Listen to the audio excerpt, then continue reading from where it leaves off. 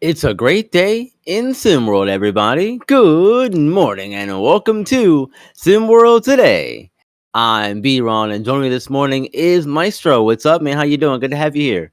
Outstanding. How you feeling today, fam? Doing all right, man. Doing all right. Why don't we jump into some things, shall we? We got a lot to get through this morning. Starting in the SWFL, Monday Night Football, as always, there was a game on last night. It was a really good one, honestly. A shootout in Denver, matter of fact. 41-32, Broncos end up getting the win in this one, Maestro, and it was a game where the Broncos gave up a lot of passing yards to James Winston, 497 of them to be exact, but in the end of it, it was a field goal and two interceptions late of Winston that gave the Broncos the win, and they're 8-5 now, Maestro, 7th spot in the AFC. Yeah, you know what's really interesting about Denver, and I'll just say this from this standpoint. You know, when they first had their change, and I'm going to say their change in regime, I'm going to say it that way. Russell Wilson is out. Sean Payton comes in as a coach, and they had that great debacle after Sean Payton made all those statements about what was wrong with Denver before.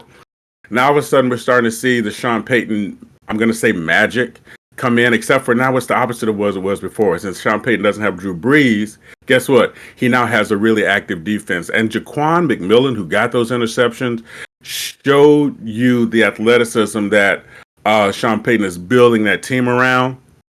He's making the Broncos pretty much, I won't say they're not the Orange Crush defense. Don't get it twisted. We're not going to go back to that day. So Google that machine if you want to. But they're definitely becoming a team now where people are like, you know what?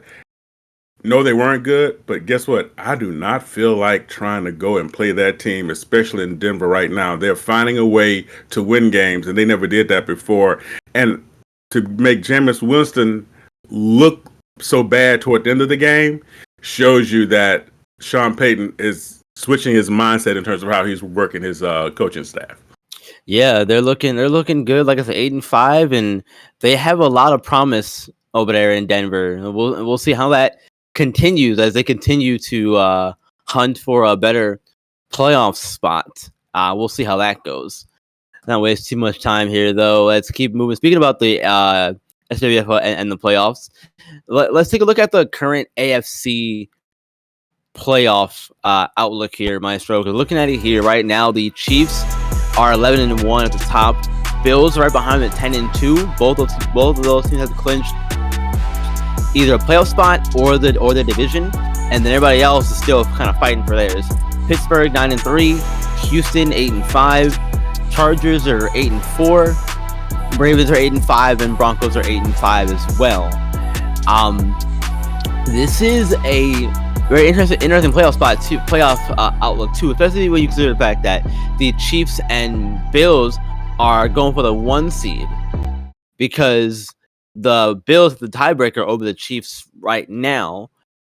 So if they can get tied, Bills be the 1 seed. But how do you think this shakes out, Maestro?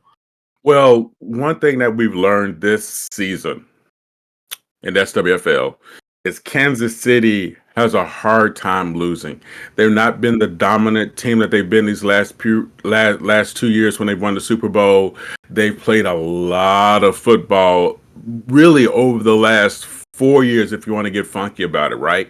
So them being so tough and just right now finding a way to win a game just makes them dangerous. Just sort of like, it's sort of like Dracula. Until you drive a wooden stake through their open heart in the casket and bring them into the sunlight and watch their body turn to dust, they're not going away. As far as the rest of the teams in the AFC, I'm going to say this. It's almost as if there's a cannibalization going.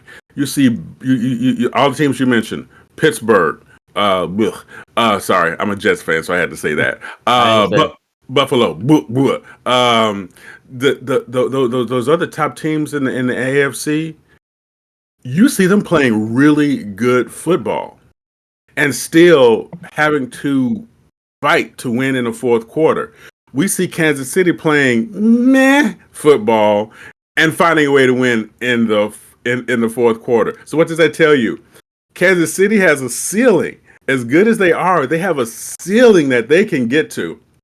Whereas the other teams are playing some really good ball and still barely coming out with the win. Once Kansas City kicks in that other gear, that playoff gear, if they have it, they're going to be really dangerous going down the stretch for a third Super Bowl in a row. I agree with you. I still think even though the Chiefs have struggled this season, I still have a hard time seeing them falter in the playoffs. And if they do lose, it's gonna be a game where it comes down to, a final play, a last possession kind of deal. I don't see them, losing by more than 3 points come playoff time. I think they'll kick it up into another gear come playoff time, and they'll be the Chiefs that we all have kind of known to love and or hate over the last couple of seasons here in the SWFL. But speaking of hating people and that kind of stuff, this is not where I'm going. I promise. Juan Soto, though, on the Yankees. We know he's a free agent, and he is slated to be a hot commodity this offseason with rumors that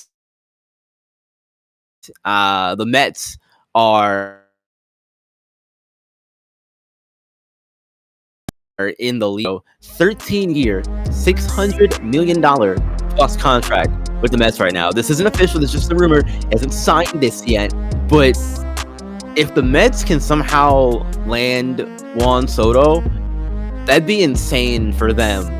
But do you think he ends up going to the Mets, or does another team come in and scoop him up? Do the Dodgers somehow manage to get Juan Soto too, with all the reworking they've done of their players' contracts, that kind of stuff? Well, it's so interesting you would say that the Dodgers sweep in. What the Dodgers finally were able to do, and that was a huge monkey off their back, winning the World Series last year with all the talent that they paid for, getting Freddie. Oh my Lord, I can't think of Freddie's last name from the Braves because he left the Braves, so I don't know his name anymore.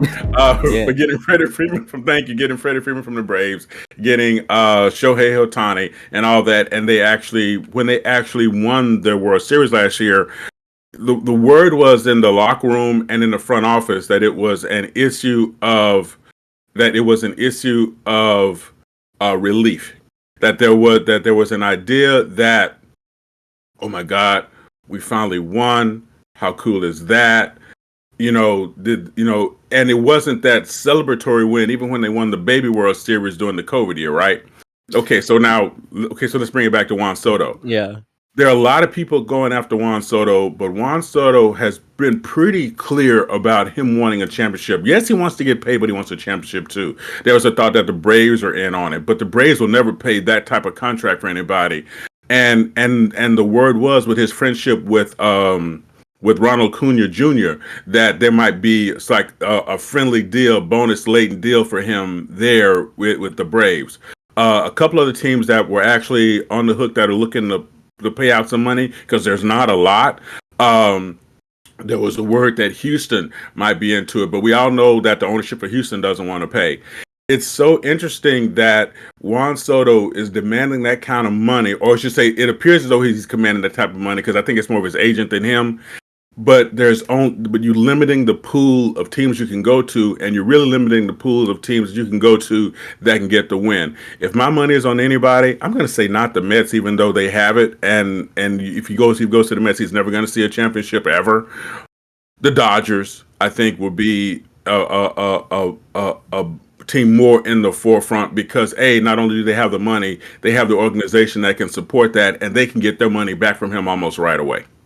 Yeah, the Dodgers have done some really interesting things with how they've structured their contracts to get this team where it is. They've gotten Shohei Ohtani, you mentioned it, Freddie Freeman, the Japanese pitcher, the other one I can't remember his name off the top of my head right now, right. But those three guys right there, and then Mookie Betts, all those four guys took, restructures to their contracts to have it work in a way where you could probably do something like get a Juan Soto too, and have him follow that same kind of format, to where if he gets a restructured kind of deal, then you can probably make it work if possible. They'll be over like the limit and that kind of thing. I don't know too much about all of that. It's not my area of expertise. Well, I But can tell you real quick if you don't mind me saying. yeah. So real quick, so baseball contracts are not completely guaranteed. They are guaranteed out by service time and quarters. So what happens is, let's say I sign you for $600 million over 10 years, just to make the math easy, right? You give me 4 years. Guess what? There's no such thing as a true luxury tax. There's a salary cap tax, but there's no true luxury tax. So guess what? I can defer the rest of that money. That doesn't affect how I'm able to pay someone else. Also, I can offset your contract the way the Dodgers are doing with Shohei Ohtani. I'm sorry, baseball nerd here. I can offset your contract the way they're doing what the Dodgers do with Shohei Ohtani with the money they're getting from those companies from Japan that help sponsor the Dodgers. Yeah, and that is wild that it works that way. 'Cause, you know me, baseball nerd too. I never got really deep into contracts, that kind of thing. But that is really good to know. Look at that, Maestro. Y'all was knowledge on us this morning. I love that. I love that. But I think that Soto, I don't think he goes to the Dodgers. I think the Mets would be the team for me that I can see him going to for the money, and I feel like he could help them get to where they want to be. So we'll see how that goes, of course. Switching to the hardwood here in SimWorld U, Princeton last night had a game against Oregon, and they are now still one of two teams that are left undefeated. They ended up winning their game last night against Oregon, and Bruno John Misty and Tyshawn Penn played extremely well in that one, combining for 30 points in the second half, 41 points total on the game, as they got the win 80-76, and they stay undefeated, Maestro. Is it time for us to consider the Princeton Tigers as a team that's for real? Yes. Not just because I'm a Princeton man too, but yes, it is absolutely. And I tell you why. I'm having shades of 1979. Princeton goes to the Final Four. Of course, they lose to Magic Johnson and Michigan State. But I'm sorry, that's the Wayback Machine. I almost said back to 1965 when they went to the Final Four then too. But I don't want to do that to our listeners this early in the morning because how my sure can give everybody a headache, right? So yes, absolutely consider them for real. Why is this? Think about this. Princeton, Ivy League school, no NIL money, no scholarships. And yet they've amassed a talent and an ability that can hang with not just the Ivy League schools and the mid majors, but they've also can now go at it with some of the big time schools. Why is that? The game of basketball, with a couple other factors, a lot of other schools having one and done players, a lot of other schools having other situations where players being with the team is fluid. We're starting to see this now. We're starting to see more simulated teams that might not have the NIL cachet, so to speak, being able to now compete that we didn't really know about before. But a team like Princeton that's always been in this same model, they're now able to be themselves and amass talent. And guess what? They can definitely compete. So yes, we can take them serious. Go Tigers. So I'm not ready to do it just yet, Maestro. They're all three against. They're 6-0. I'm not gonna downplay that. That is a very good start, and they beat some good teams. In starting Oregon is one of those teams. I didn't think they were gonna win that game last night, but they did. But I think that once you get to a point where you see the Dukes, Alabamas, Kentuckys of the world, I think that's where you'll see a team like Princeton struggle a lot. So I have a hard time taking them seriously in that regard. And that's just because the talent level is so great. We're still talking about college basketball, where yes, all of these young men are very talented in their own right, but there's a difference between a Jameson Johnson like player and a Tyshawn Penn, Bruno John Misty kind of player. And that, for me, that's why I'm just not ready to take them seriously just yet. But I do love your enthusiasm for them. So for your sake, I hope that they continue to play well, kind of like Indiana, which we'll get to here in our SimWorld U wrap up. Let's start there. We got 3 games to go over because we talked about the other one earlier. Let's start out in California. because Israel Vines and the Cal Bears continue to impress.